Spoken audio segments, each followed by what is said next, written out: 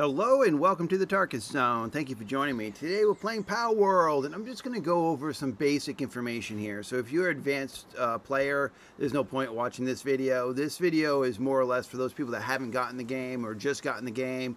It's a basic information around the dungeons. Now right here where I am on the map is the first tower boss. There are two dungeons. There's one right where I'm standing, and then there's another one right where that star is. So I've marked both of them with these markers. There's two dungeons that you should be able to run into, and they should be pretty much easy for you. I think they might be 13th level dungeons. If you go here, yeah, it says 13th level. So we're going to quickly do one, and you're just going to be able to see what the rewards are, and basically just the general feel of the dungeon. Again, this is not advanced stuff, very basic for dungeon crawling. There's dungeons all around the world. For me, I'm just going to ignore most of the mobs. Here you can also, and what's great about the sulfur, you're going to need it to get to make gunpowder. This is an ore node, but the sulfur nodes will pop up here. So yeah, it's an ore node. They're more yellow, and you'll get them to pop up randomly in dungeons. These guys are kind of easy mode for me. So just look out for the really yellowish nodes, and those are your sulfur, and you'll get them random. Like I said, you get them random spawn in a dungeon. Sometimes with the lightings, you go up like that ore node. I thought it was a sulfur node at first. It wasn't until I got close that it's like, oh no, it's got a little bit of red and orange in it. This dungeon design, when you come up to this first opening here, and the dungeons are pretty much, there's a couple variants of the pathing with the dungeons, but when you see this one, when you start doing a lot of them, you'll get used to where the exit is. And I like to just rush to the exit because most of the stuff in the dungeon for me is just low item, I guess what we would call in World of Warcraft, just trash. But if you go this way, you'd go into rooms that give you the loot chests, and you'll get more thugs and whatnot. If you're a completionist, then go this way. If you're not, then go this way.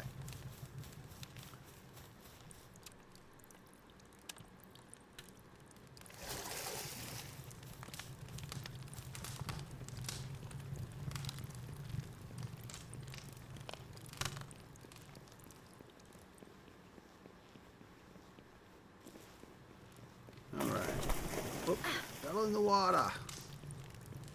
Okay. So what this is going to do is it's going to open up to a wider room. And again, these guys aren't hostile, so I can just run by them. The thugs are in here, and then it's going to go into a like a hallway, like a ancient hallway. I'm so used to these dungeons that, you know, based on their layout, I know exactly what I'm going to get. So yeah, it goes into this elongated. If you see this, then you know you're on your way to the boss room. So it's in ancient ruins.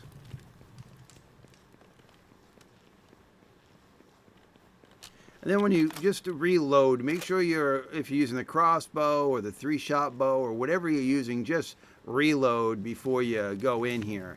Now I'm not going to run my PAL. I don't need to at these low levels. It's the higher level dungeons that I'll pull my PAL out. So what's going to happen is as you get close to this tree, you're going to get some spawns. And if you're using the musket or the gun, you can pretty much kill the trash mobs from a distance before they even aggro on you. See, those trash mobs are gone. Just reload before you engage the boss.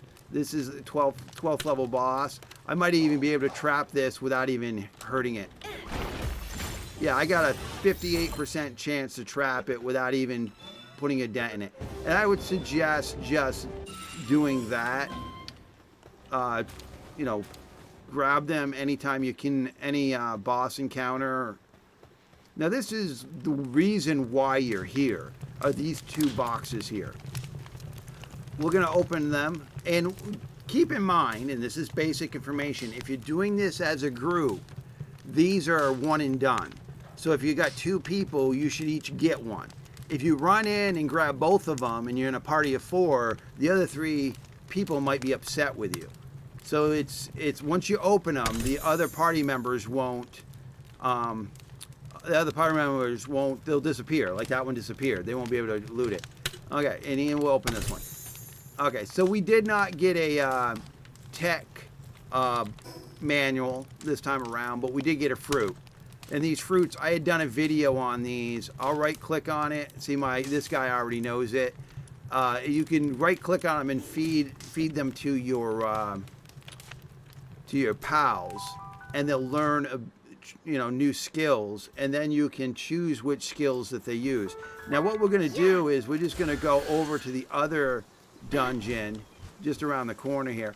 Now once you've done a dungeon, it's on a cooldown, so you can't just rerun it over and over again. There's a cooldown for it. I think it's an hour. I probably should have checked that. So here's the other one. My friend that is part of the Pathfinders community has built his home right above this dungeon. When you enter a dungeon, this one's 13 too. When you enter a dungeon, your pal gets unsummoned.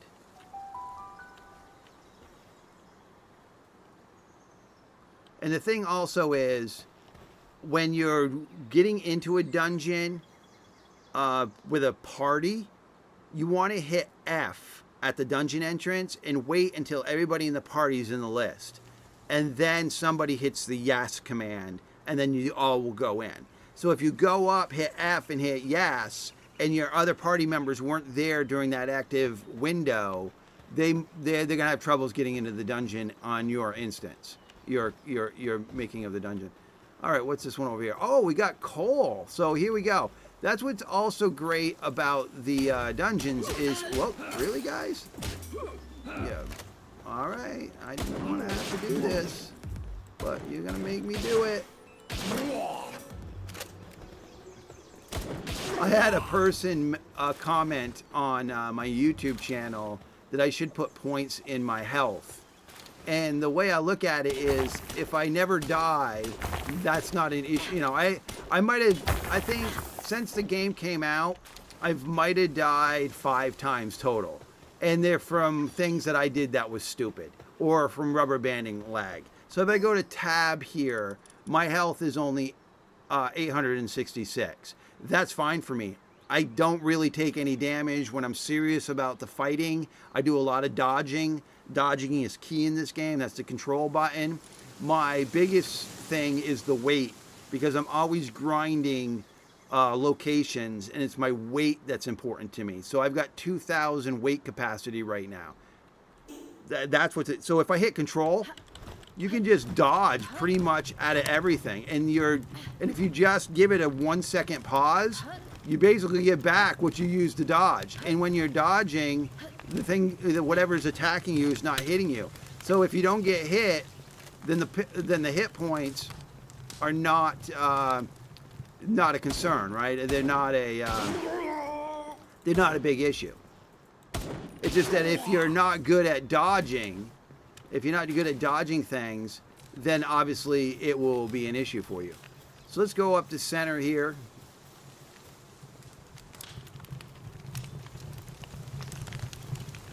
This is a different layout as the other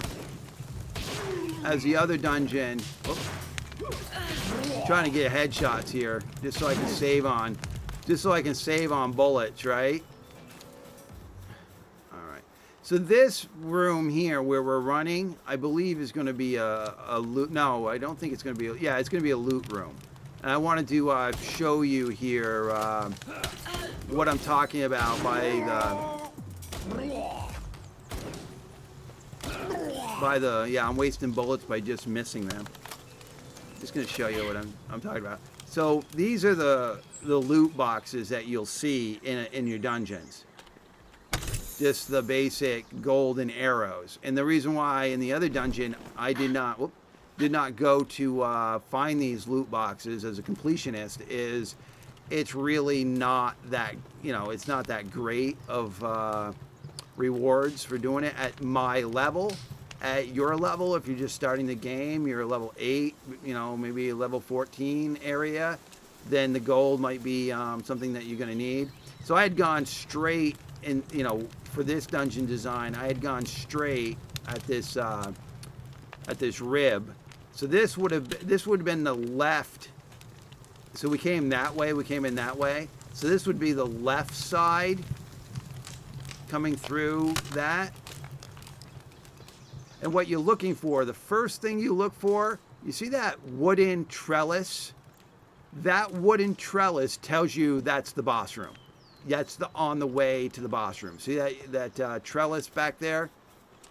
So you got another exit on this back side, plus you had the tunnel that was to the right on the other side. Again, that all comes down to if you want the loot box. Oh, how did I miss that guy from that distance? So, there is another exit on that side. But if you're just trying to do this to get the boxes at the end and get to completion, you look for this scaffolding, and you know that you're on your way to the boss room. I'll give a reload on my weapon.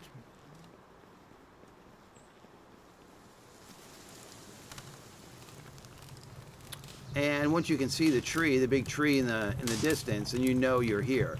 So I got the flame guys. These guys are okay early on. There's just better flame guys out there. So I'm just gonna pick them off at a distance. And you can move. Well, I'm not in range. You can move while you're.